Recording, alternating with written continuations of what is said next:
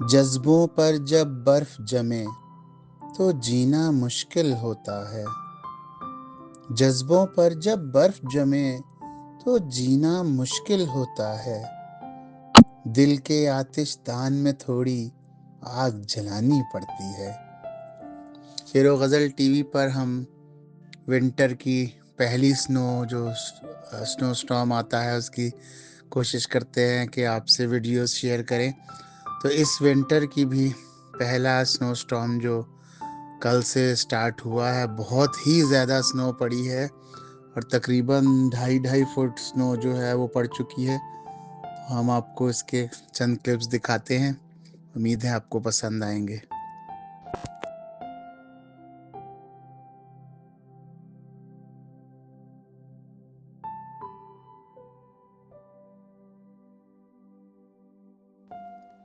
सूरज चढ़ा तो पिघली बहुत चोटियों की बर्फ।